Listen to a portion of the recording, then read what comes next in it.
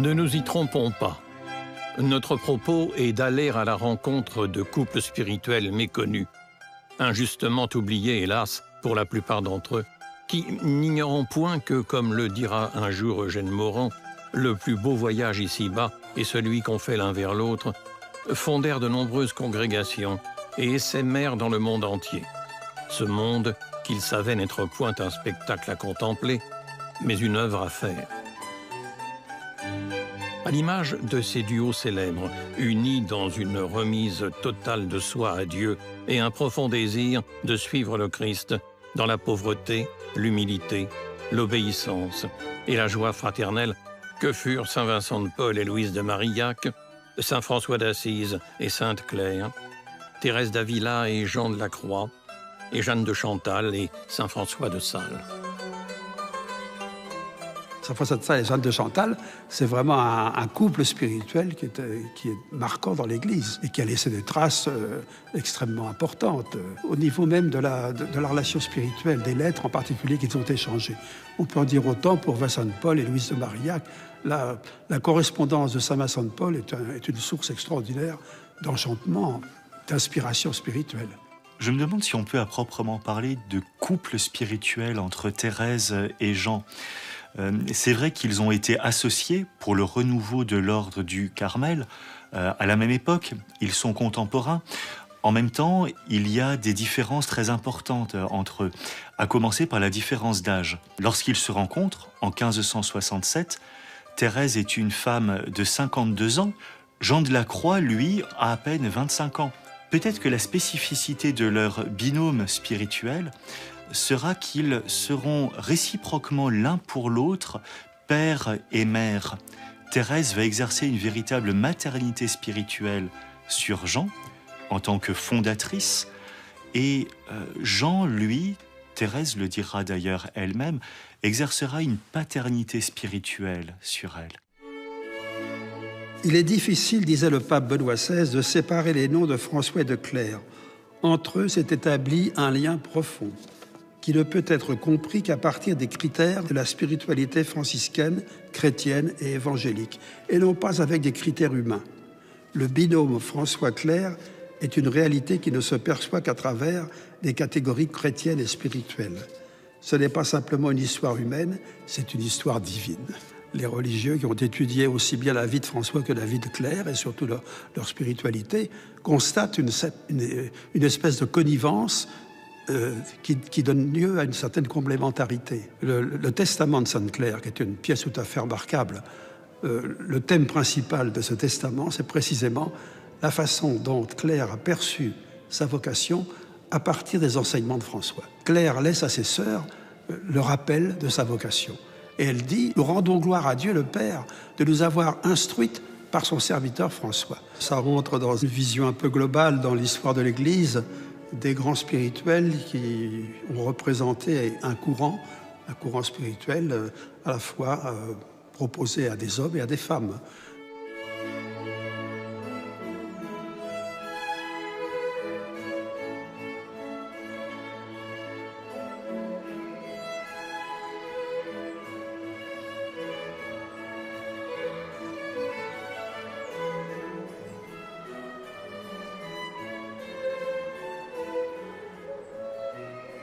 François de Sales et Jeanne de Chantal, François d'Assise et Sainte Claire, il y a déjà un petit peu plus de temps qui nous sépare d'eux.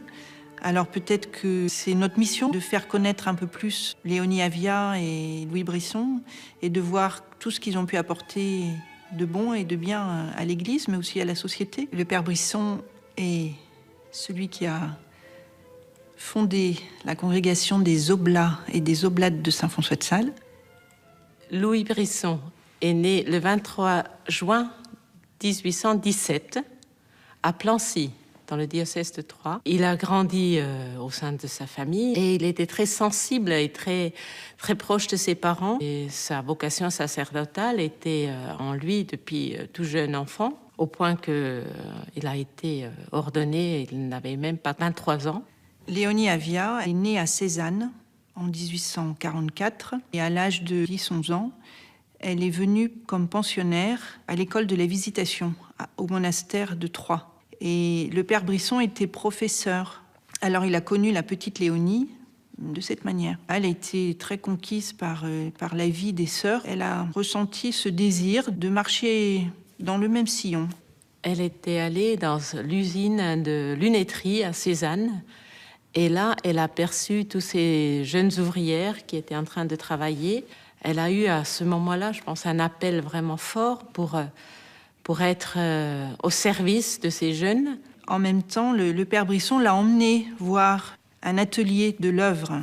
Et là, elle a eu le même coup de cœur qu'à Cézanne. Petit à petit, cette intuition intérieure s'est concrétisée et le père Brisson a compris que c'est elle qui serait peut-être la mieux à même pour prendre en main les œuvres. Il a voulu donner une certaine stabilité à ces œuvres. Et il s'est dit, pour cela, il faut fonder une congrégation. Le lien qu'ils ont eu l'un avec l'autre était certainement en Dieu, et Léonie était vraiment la fille du père. Ils avaient beaucoup de connivence et beaucoup de soutien l'un envers l'autre. Il appréciait son humilité et puis aussi son esprit d'obéissance. Elle était humble, elle avait donné sa vie au Seigneur, sa vie à Dieu, et tout ce que le père Brisson lui demandait, c'était pour elle, d'une certaine manière, obéir à ce que Dieu attendait d'elle. Ce sont deux personnalités très différentes, mais qui ont cheminé ensemble vers le même but. Alors ici, vous arrivez dans une pièce tout à fait particulière où nous avons rassemblé tous les souvenirs de notre famille religieuse. Et c'est un lieu assez émouvant. Les sœurs ont tout gardé de jour en jour. Elles ont toujours cru à la sainteté du père Brisson et de la mère Avia, et elles ont voulu garder le moindre souvenir. Nous avons traversé les guerres. Il y a eu toute la période de la persécution, où les sœurs ont été envoyées en exil. La plupart des choses ont été cachées, enfouies même.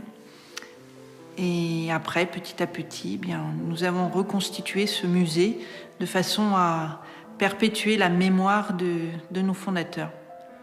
Alors c'est toujours émouvant de faire découvrir à ceux qui passent ce trésor. Le plus touchant, c'est de voir l'amour filial des sœurs. Pourquoi ont-elles gardé tout cela ?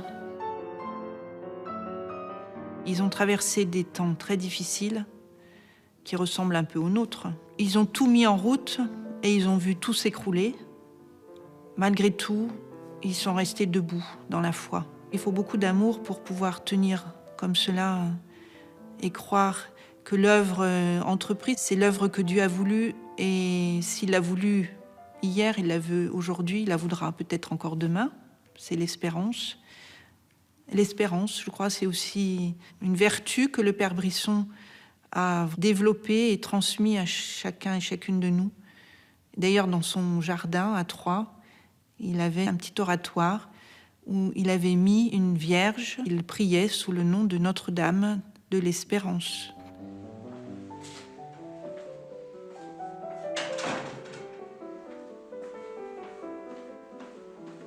Nous sommes ici à la crypte, et cette crypte a été préparée pour accueillir les corps de nos fondateurs. Alors vous avez ici le tombeau de sœur Françoise de Sales Avia, notre mère fondatrice, Léonie Avia, devenue mère Françoise de Sales Avia. Comme vous le voyez, elle a été béatifiée à Rome par le pape Jean-Paul II, qui est maintenant saint, le 27 septembre 1992 et canonisée le 25 novembre 2001. Et de l'autre côté, en vis-à-vis, vous avez aussi la tombe du père Louis Brisson. Toute la spiritualité du père Brisson était vraiment centrée sur le Christ. Il nous disait, il faut réimprimer l'évangile par votre vie. Et Léonie est vraiment entrée pleinement dans ce mouvement. Elle devient notre modèle dans ce sens-là. Pour nous, Léonie, c'est vraiment l'oblate parfaite, puisque l'Église a reconnu qu'elle a vécu vraiment ajustée à la volonté de Dieu. Ce que Léonie a vécu, nous pouvons le vivre aujourd'hui.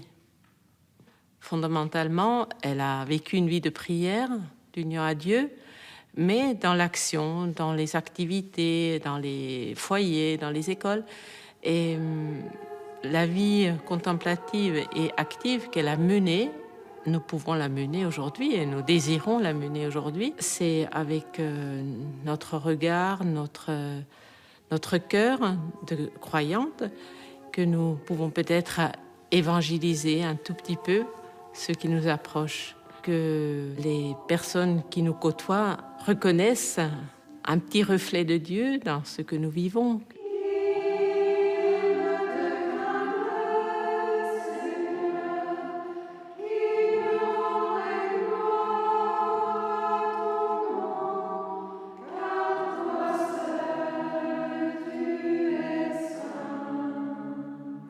Nous sommes ici dans la chapelle du monastère de Langeac, des Dominicaines. Les moniales sont à Langeac depuis le XVIIe siècle, parmi les fondatrices qui étaient des dames de Langeac, pieuses, il y avait la jeune Agnès Galland, mère Agnès de Jésus, qui est née au Puy et qui est donc morte à Langeac. Et nous sommes ici devant sa châsse parce que mère Agnès n'a jamais été enterrée. Et son corps repose ici.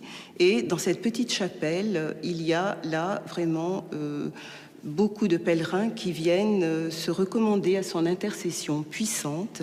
Ici se trouve un cahier à leur intention qui est maintenant plein, que nous allons donc changer. Et beaucoup de personnes viennent déposer là le tout de leur vie. On va dire que là, c'est vraiment les personnes qui viennent remettre leurs difficultés dans la foi et la prière. Et il est vrai qu'en communauté, il ne se passe pas de semaine sans que nous ayons soit des témoignages d'action de grâce, grâce reçue par l'intermédiaire d'Agnès, soit des demandes de prière. Et nous ne savons pas comment ces personnes ont connu Agnès. Elle a donc un rayonnement qui nous échappe. Elle a été béatifiée récemment, en 1994.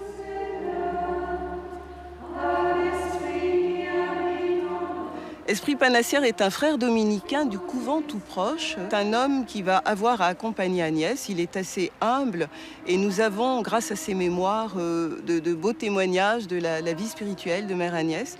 Il se dit lui-même être complètement dépassé par sa fille et n'hésite pas à aller demander conseil aux jésuites. Il dit lui-même qu'il aimerait mener une vie, ma foi, tranquille, sans grand péché, mais qu'elle le veut saint.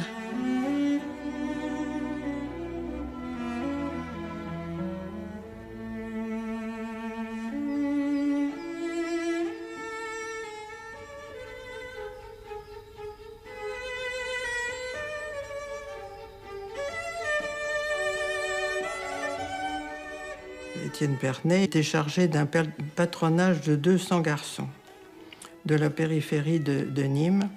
Et là, il a découvert la détresse des familles, qui étaient des familles ouvrières. Et en voyant ça, Étienne Pernet s'est dit, là, il faut une femme et une femme religieuse. Pour venir en aide à ces détresses, il faut qu'il y ait une femme qui accepte de fonder une congrégation avec moi. Et quand il a eu, au Sacrement du Pardon, la visite d'Antoinette Fage, il s'est dit, c'est la personne qui pourra faire ça. Il lui a proposé de vivre avec les 4 gardes-malades qu'il avait recrutés à Paris. Ils ont loué un appartement rue Saint-Dominique. Dans cet appartement, ils ont donc démarré. Très vite, beaucoup de jeunes personnes se sont jointes à elles. Et quand elles ont été 25, c'est comme ça qu'elles sont arrivées rue Violet en 1870. Le but de la congrégation, c'est toujours le même, c'est procurer la gloire de Dieu par le salut des pauvres et des petits. Il y a eu, en même temps que leur rencontre, beaucoup de correspondance. Et c'est par cette correspondance qu'ils se sont livrés l'un à l'autre beaucoup pour expliquer leur souci de répondre à l'appel de Dieu dans leur vie. Ils pouvaient s'appuyer l'un sur l'autre. Ils avaient une confiance très très grande l'un vers l'autre. Il a pu dire au moment de sa mort que cette petite femme a fait une œuvre merveilleuse.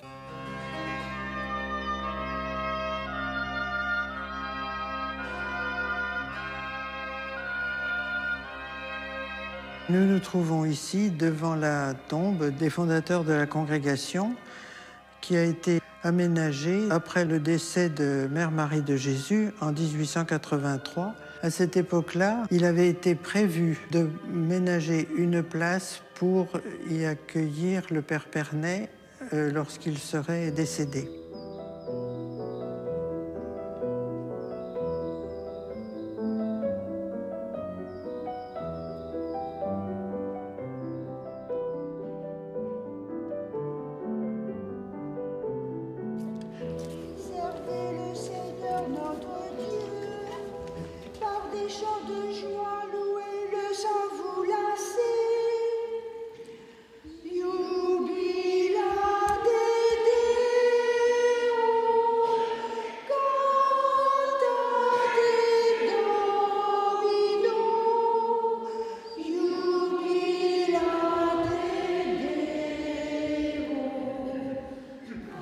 Nos fondateurs, c'est le père Louis Chauvet et Marianne de Tilly.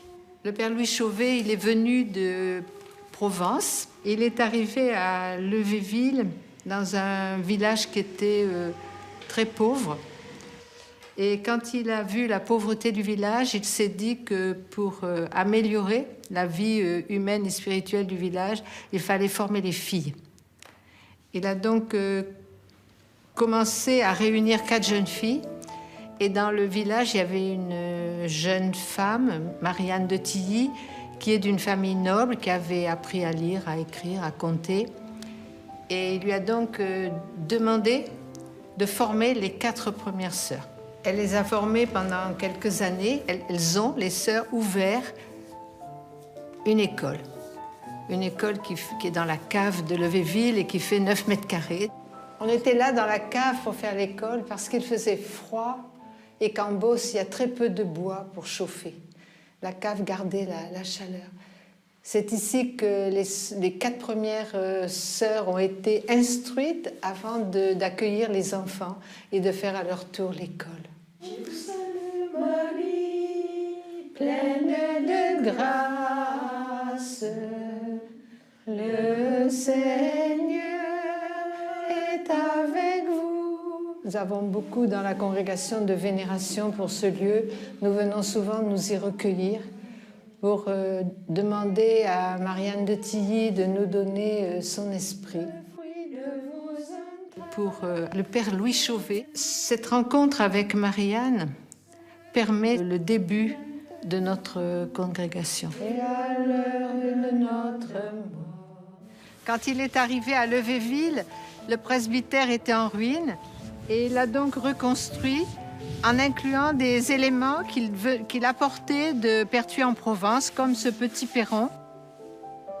Dans sa chambre, le prie-dieu qui est là n'est pas celui du père Chauvet, parce que celui du père Chauvet était en bois et il y avait un petit tiroir.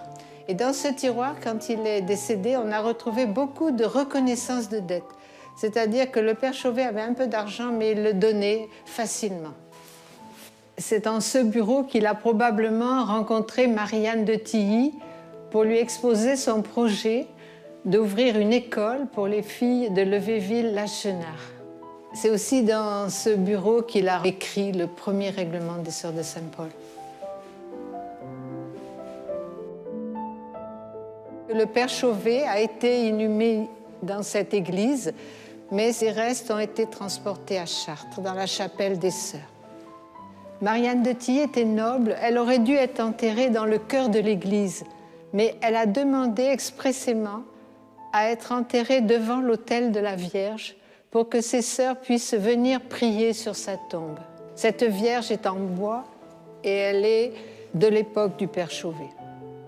Nous la vénérons sous le vocable de Notre-Dame de Levéville. Ce vitrail représente Saint Paul avec son épée et le livre des épîtres de Saint Paul. En bas, vous avez une sœur qui soigne les malades et une sœur qui s'occupe d'un enfant. Et vous avez la devise de la congrégation, régularité, simplicité, travail. Ce vitrail résume bien l'esprit de notre congrégation. Paul VI a écrit « Vous ne pouviez pas vous appeler autrement que Sœur de Saint-Paul » et il nous a dédicacé la 2e lettre aux Corinthiens où on raconte toutes les tribulations de Paul. Parce que si on est là aujourd'hui, on a eu des tribulations en Guyane, on est parti missionnaire en 1727. Donc je pense que le nom de Paul, c'est la mission.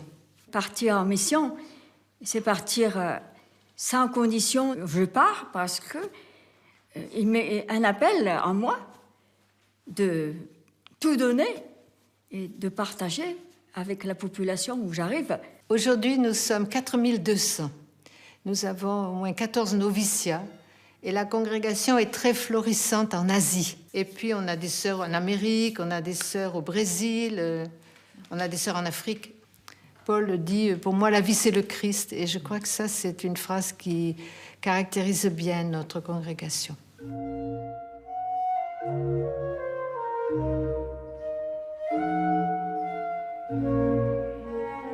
Le père Henri Chaumont était un prêtre de Paris qui a beaucoup lu saint François de Sales. Et il s'est inspiré de cette spiritualité en pensant que l'évangile n'était pas pour les religieux seulement. Il était aussi pour toute personne et que n'importe qui pouvait vivre l'évangile dans son quotidien. Le militaire, la mère de famille, le commerçant, chacun était invité à vivre l'évangile. Donc il a eu cette intuition, cette inspiration de se dire qu'il pourrait fonder une association de femmes qui, dans leur quotidien, vivraient l'évangile. Il a donc fondé la Société des filles de saint François de Sales.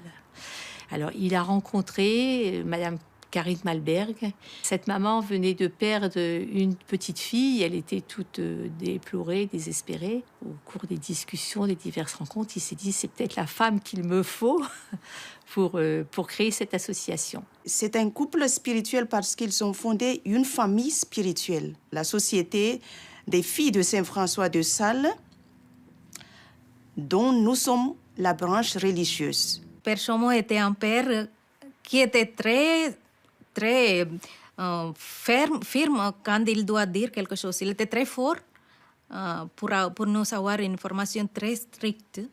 En même temps, il était très doux en cœur. Cette société s'est très vite répandue. Elle a été reconnue assez rapidement par les évêques et elle a été reconnue en 1911 par Rome. Et c'est assez vite jointe Mademoiselle Gros, qui deviendra Mère Marie-Gertrude, et elle s'est jointe à des premiers groupes des filles de saint François de Sales. Père Chaumont voulait que les membres de cette œuvre ou bien de cette société soient formés à l'école de saint François de Sales pour l'apostolat. À l'époque, c'était les annales missionnaires, c'était l'enfance missionnaire. Donc, il a lu beaucoup de cette revue, mais il n'a pas pu être missionnaire parce sa santé ne lui a pas permis. Mais cette flamme, elle a été transmise à Mère Marie-Gertrude, qui l'a senti très fort. Et elle-même a demandé à Madame Karine Malberg, quand il y aura des missionnaires qui seront envoyés, je voudrais bien partir. Et Madame Karine Malberg lui a dit, je vous le promets, vous serez la première à partir. Et elle est partie la première. Elles sont parties à 4. Il l'a envoyée en mission en Inde pour mettre en place les structures d'une vie missionnaire. Donc, elle avait une mission dont elle devait rendre compte au Père Chaumont. Il y a eu des souffrances parce que à Paris, on sent les choses d'une certaine façon, et puis en Inde, on les sent d'une autre façon. Donc, des fois, il y avait des incompréhensions. Mais Marie-Gertrude n'a jamais voulu prendre de décision contre l'accord du fondateur, du Père Chaumont. Pour Mère Marie-Gertrude, la vie missionnaire, c'est un débordement d'amour. On ne peut pas être en demi-mesure. On ne doit jamais dire « j'en ai assez, ça suffit ». Il y a toujours plus à donner. L'amour n'a pas de mesure. C'est saint François de Sales, l'amour n'a pas de mesure. J'ai rencontré la première salésienne missionnaire de Marie Immaculée dans mon village, à Madagascar. J'étais attirée par les sœurs, par l'apostolat qu'elles faisaient dans ma paroisse, en s'occupant des femmes et des pauvres. Et c'est là que j'ai voulu les rejoindre. Mère Marie-Gertrude disait « À qui donne tout, Dieu ne peut rien refuser ». Et c'est vrai qu'on est comblés. Nous sommes tous capables de devenir saints.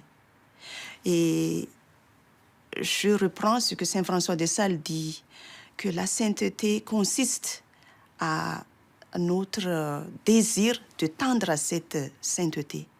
Parce que tant que nous sommes sur cette terre, nous ne serons jamais saints. Mais le fait d'y tendre, c'est déjà notre sainteté à nous.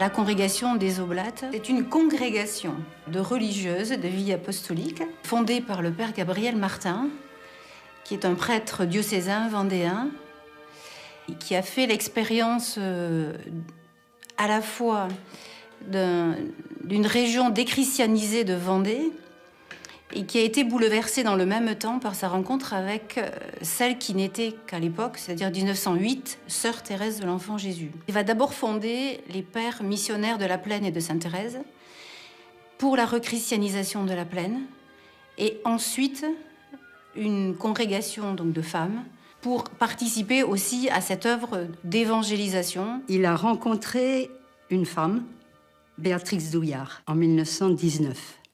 Et cette femme cherchait sa voie et ne voyait aucune congrégation vers où aller. Un jour, il lui écrit « Des prêtres même zélés n'arriveront pas à convertir la Plaine. Il faudrait des âmes toutes données qui soient là, au milieu des gens. » Et elle, quand elle a reçu cette lettre, elle a dit « Depuis plus de 9 mois, je cherchais ma voie. Et là, je me suis dit, eh bien, moi, je suis prête à aller dans la Plaine. » Ils ont beaucoup correspondu, ils se sont beaucoup entraidés spirituellement. La recherche de l'un répondait un peu à la recherche de l'autre et vice-versa. Leur courrier est rempli de leurs recherches, de leurs questionnements, de leurs découvertes. Et on voit comment ils ont avancé l'un et l'autre et l'un avec l'autre jusqu'à la fondation de la congrégation et jusqu'à pouvoir dire à un moment donné, ben oui, c'est ça, c'est comme ça que ça nous apparaît. On a découvert vraiment la richesse de cette femme que lorsqu'on a lu finalement leur correspondance. Et quelquefois, nous on dit « Oh, c'est le père Martin qui a pensé ça ». Or qu'en fait, lui, c'est au reçu d'une lettre d'elle où elle disait intérieurement ce que le Seigneur lui avait inspiré. Et puis, il répond « Oui, c'est bien cela, l'œuvre, oui, définitivement, c'est bien l'œuvre de la miséricorde. » Et vous serez missionnaire de l'amour miséricordieux. Quand il écrit ça, elle lui avait dit comment elle sentait les choses. Donc, je dirais, elle est cofondatrice. Quand je les ai connus, moi, il y avait déjà un certain temps, plusieurs années, qu'ils travaillaient ensemble. C'était vraiment un couple. Un couple, je sais pas, imprégné de la spiritualité thérésienne.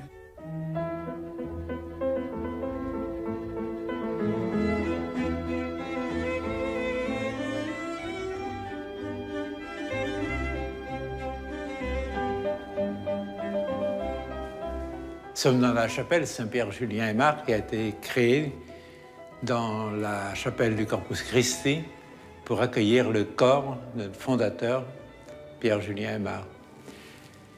Il est décédé à Namur le 1er août 1868. En 1925, il a été proclamé bienheureux par le pape Pie XI et on a construit cette chapelle pour accueillir son corps qui repose sous la châsse où son effigie nous est représentée.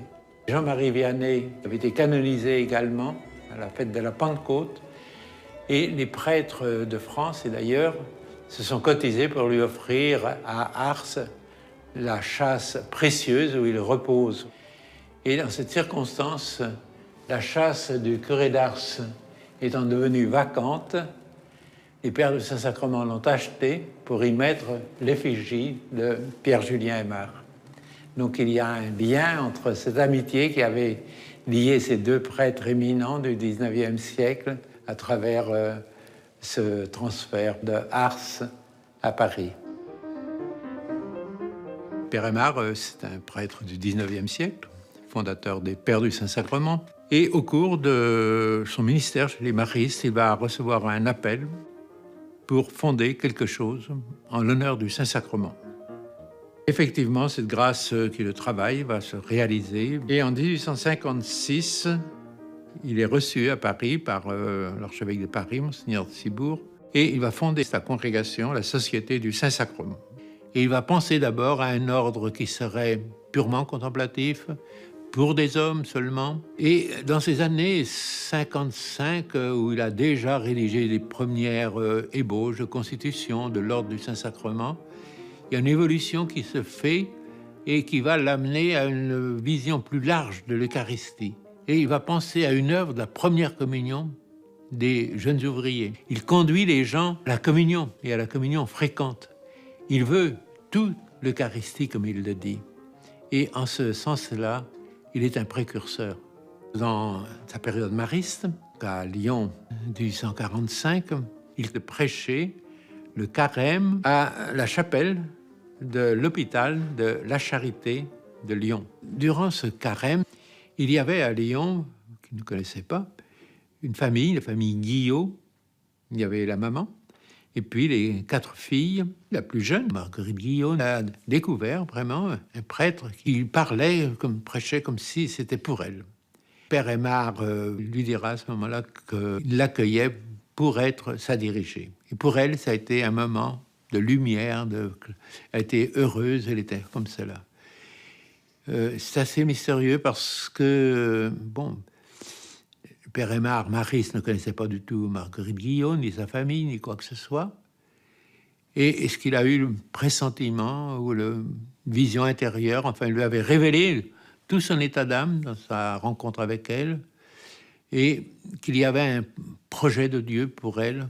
Marguerite cherchait la volonté de Dieu, et Saint-Pierre Julien aussi. Je dirais c'est comme le sol, l'humus de cette amitié spirituelle qui s'est développée et qui a toujours été dirigée par cette recherche de la volonté de Dieu. Et à un moment donné, elle a fait savoir à Saint-Pierre Julien que la vie ordinaire ne suffisait plus pour sa recherche spirituelle. Et quand il a été installé à Paris, elle est venue à Paris pour commencer la congrégation des servantes du Saint-Sacrement. Et elle va se découvrir progressivement aussi cette grâce eucharistique qu'elle porte en elle. C'est assez impressionnant de voir cette pédagogie d'Aymar. C'est une femme qui est devenue Eucharistie. Elle a dû faire tellement abstraction d'elle-même pour bâtir, donner des sources aux servants. Elle s'est tout à fait oubliée. Il a soutenu Mère Marguerite. Il n'a pas pris sa place. Elle se référait sans cesse à Saint-Pierre Julien. Et lui, la soutenait. Marguerite Guillot, je pense, avait le besoin, dans cette forme de vie spirituelle, féminine, au XIXe siècle, d'être accompagnée, d'être dirigée, j'allais dire d'être soumise. C'est vraiment l'image qu'ils nous ont laissée d'une amitié spirituelle très profonde, toujours à la recherche de la volonté de Dieu. Elle dit « L'adoration n'est autre chose que l'hommage de tout l'être. » Et c'est ce qu'elle a fait. Elle est devenue Eucharistie. Notre action principale, c'est l'adoration. C'est la vie que l'on reçoit de Jésus dans l'Eucharistie. Nous célébrons chaque jour l'Eucharistie. C'est là la source de notre vie. Et c'est là aussi la source de notre apostolat dans l'Église. Nous sommes un peu comme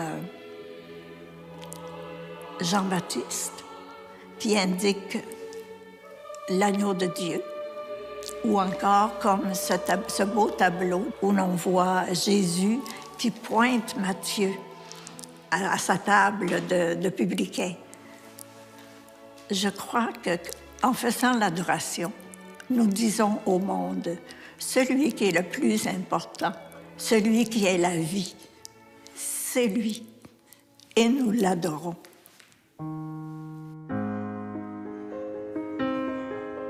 Nous, les servantes du Saint-Sacrement, qui sommes les filles du Père Aymar et de Mère Marguerite, nous devons être conscients que la mission qu'ils nous ont confiée est une mission de vie. Dans notre culture actuelle, notre charisme est aussi nécessaire qu'au moment de la fondation, quand le Père Aymar a reçu ce charisme, ce don de Dieu pour l'Église. Nous le continuons, nous le perpétuons et c'est encore une nécessité. Ça fait 56 ans que je suis dans la congrégation. Maintenant, les 2/3 de la congrégation sont au Vietnam. Elles sont 132 professes perpétuelles et elles ont toujours une quarantaine de sœurs en formation. En Europe, il ne reste que de petites communautés. Ici, il reste 4 Françaises, avec 5 Vietnamiennes et 2 sœurs des Philippines. Au Canada, il reste 24 Canadiennes, dont 14 ont plus de 90 ans. Je suis la plus jeune. Ça se voit, n'est-ce pas?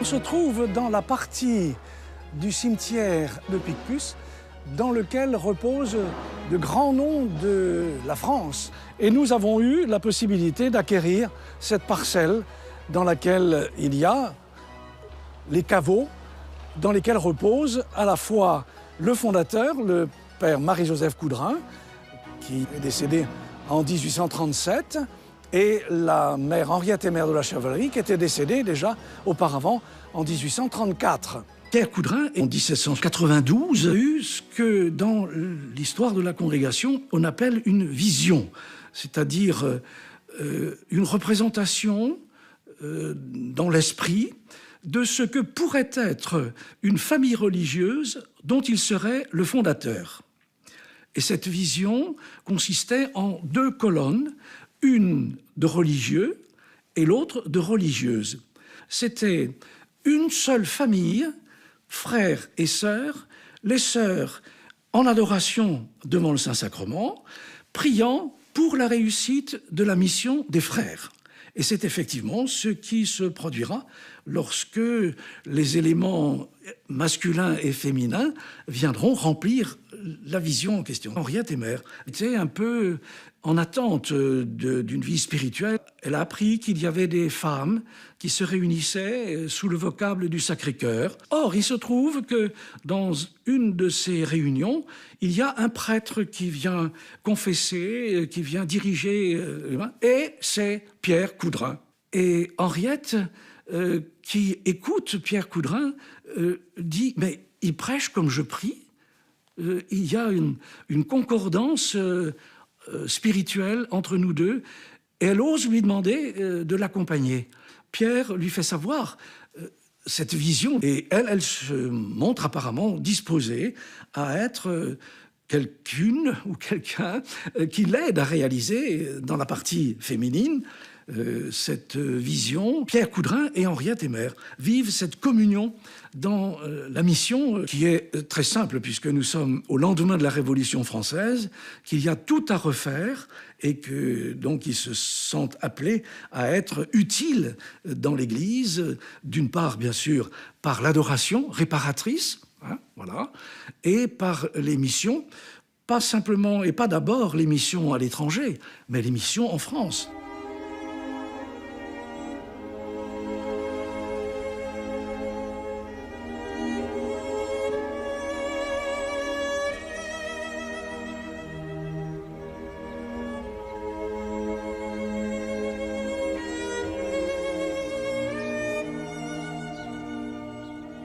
Guylaine Aubé, c'était une fille de la campagne de Seine-et-Marne qui est née en 1920 dans une famille nombreuse, très chrétienne, très missionnaire. Je l'ai connue vers la fin des années 50, quand je suis entrée en 60.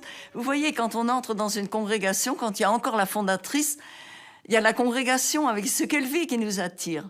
Mais il y a la personnalité de la fondatrice. Quand on a la chance de la connaître, c'est vrai que sa personnalité moi, m'a beaucoup marqué. Son désir missionnaire a été marqué aussi par la rencontre avec le père Michel Dominique Épagnol en 1941. Physiquement, c'est un grand homme, une personnalité, un homme au grand cœur, avec aussi une grande sensibilité. Il avait toujours une petite pointe d'humour et d'amitié pour les personnes. Et à partir de l'amitié, essayer de faire grandir et d'épanouir les capacités qui sont dans les personnes. Elle l'a rencontré d'une manière plus précise au cours d'une retraite spirituelle.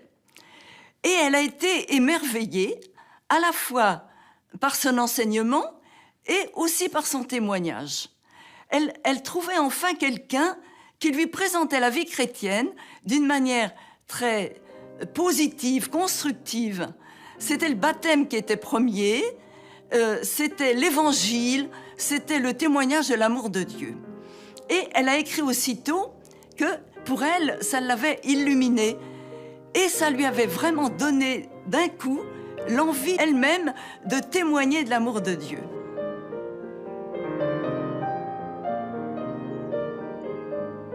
Elle a appris le projet du Père. C'était de fonder une congrégation consacrée au monde rural où les frères iraient eux-mêmes partager la vie de la population rurale pour y porter l'Évangile. C'est ici que le père Épagnol, avec les premiers compagnons, ont commencé à l'automne 1943. Ils ont un peu défriché, ils ont installé la maison grâce aux habitants de La Houssaye-en-Brie, d'ailleurs, qui ont beaucoup contribué à leur donner de quoi vivre les premiers mois. Depuis ce temps-là, c'est devenu la maison de famille, maison générale aussi, le prieur général donc habite ici aussi, et maison de famille parce que c'est là que les frères qui arrivent un peu de tous les prieurés viennent se ressourcer. Dans ce bâtiment, c'est là que sœur Guylaine Aubé donc, a commencé ce qu'on appelle un certain postulat, c'est-à-dire une découverte un peu de la vie religieuse et une découverte de la vie des frères. Et elle habitait ici, la petite chambre qui est au premier étage. Les frères ont commencé en 1943. Et sœur Guylaine y a été assez associée dès le début, donc elle a accepté de prendre la responsabilité de la fondation des sœurs. Elle n'aurait pas fondé une congrégation sans le père Épagnol. C'est parce qu'elle a vu vivre le début de la congrégation des frères, alors qu'elle s'interrogeait par rapport aux dominicaines missionnaires des campagnes, qu'elle s'est dit, mais là, ça me correspond mieux. Je crois qu'avec sœur Guylaine, ils se sont toujours très bien entendus. Tous les deux, avec leur sens de Dieu, leur sens de l'Église, la relation qui s'établissait en eux pouvait être un soutien l'un pour l'autre. Jusqu'à la mort du père, sœur Guylaine a porté aussi cette vie des deux congrégations. On peut parler d'une certaine manière d'un couple spirituel. Ce qui était premier, c'était de témoigner de l'amour par des communautés fraternelles qui s'inséraient pleinement dans le milieu rural. Le monde rural est souvent marginalisé un peu. Le paysan était considéré comme un peu inférieur, même si tout le monde pouvait penser qu'on avait besoin de lui pour se nourrir. Si ces gens-là savaient qu'ils sont aimés de Dieu, ils seraient moins découragés. C'était ça qu'elle voulait. Elle voulait consacrer sa vie à témoigner de l'amour de Dieu. La dimension fraternelle, pour elle, c'était fondamental. C'est ça qui était à partager et à rayonner pour entraîner ceux qui nous entourent à des relations fraternelles. C'est de ça que le monde a besoin, c'est de vivre cette dimension fraternelle.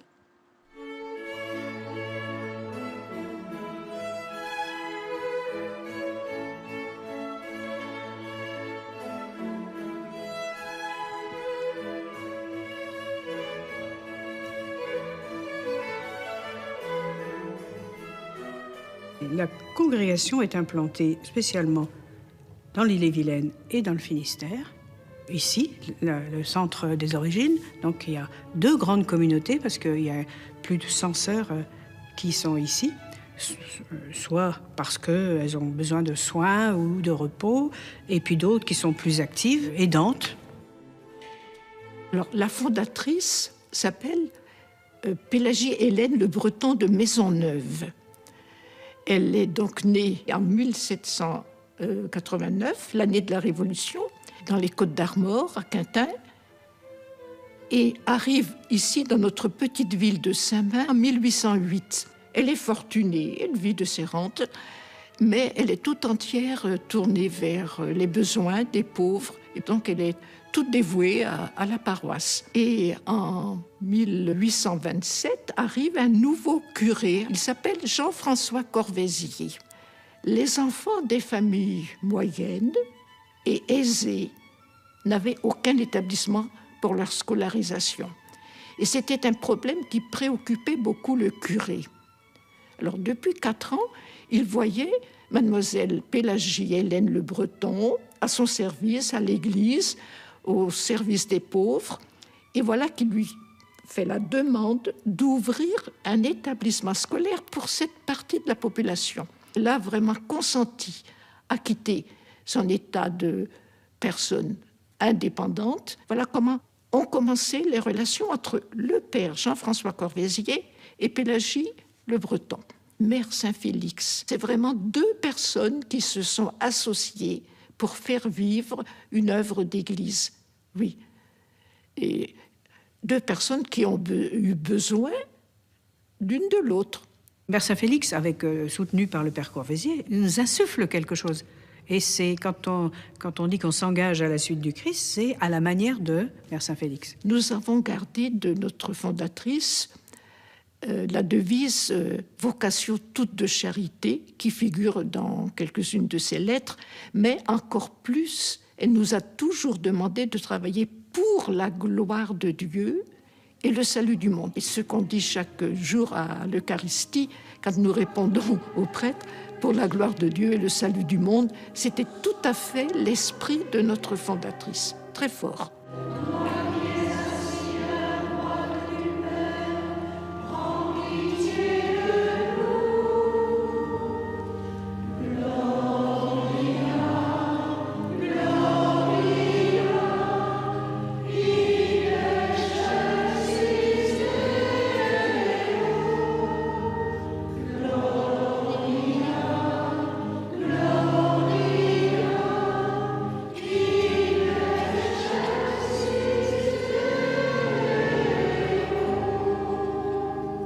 En 1994, le chapitre général a décidé de les faire connaître à des jeunes filles africaines qui avaient quelques désirs de vie religieuse. Et la congrégation continue à vivre. Et ma joie aussi est de voir comment les sœurs françaises sont venues au Congo. Elles ont recruté les jeunes filles congolaises. Et c'est là qu'il y a eu des communautés religieuses. Et j'ai fait un pas, je suis allée chez les sœurs. J'ai commencé comme une aspirante à aspirer dans la congrégation. Et après, j'ai été admise pour commencer la formation au postulat. Nous n'avons que 3 lettres autographes du père Corvézier. Et il dit, s'adressant à Pélagie Le Breton, Mère Saint-Félix, « Je ne vois pas encore assez de charité. Et je pense que le message est encore bon pour nous aujourd'hui. » Nous avons pu regrouper quand même 225 lettres que Mère Saint-Félix a adressées à des sœurs et qui sont un vrai message spirituel. Et je suis très étonnée que cela nous rejoigne encore tout à fait aujourd'hui. Il s'agit de l'acte de décès du père Jean-François Corvézier, tel que Mère Saint-Félix l'a rapporté dans le premier registre de la congrégation. Le vénérable monsieur Corvézier, prêtre missionnaire du diocèse de Rennes, fondateur et supérieur de la société dite Providence de Saint-Main, est décédé à Rennes le 15 octobre 1849. Que les sœurs de l'Immaculée Conception prient toujours pour lui, c'est à son zèle pour la gloire de Dieu et la sanctification du prochain qu'est due leur existence religieuse. Elles n'ont point d'autre fondateur, sinon le bon Dieu. Nous élevant vers le ciel, nous nous interrogeons. Et si ces 2 oiseaux étaient l'un de nos couples spirituels? Les oiseaux ont la foi, car avoir la foi, c'est avoir des ailes, a dit joliment le poète. Soudain, nous croyons les entendre nous dire une fois encore qu'à celui qui donne tout, Dieu ne peut rien refuser, qu'il nous aime à hauteur de la confiance qu'on a en lui, qu'il convient que notre âme soit assez pure pour qu'il puisse s'y contempler, et que c'est pour lui et par lui qu'ont effectivement vu le jour tant et tant d'œuvres magnifiques qui, pour longtemps encore, honoreront la mémoire de leur fondateur. Il semble que saint Antoine de Padoue ait eu raison de dire que la parole n'est vraiment vivante que lorsque les œuvres parlent. À l'évidence, les œuvres de nos couples spirituels nous parlent. Quant à la parole, n'en doutons pas, c'est la parole de Dieu.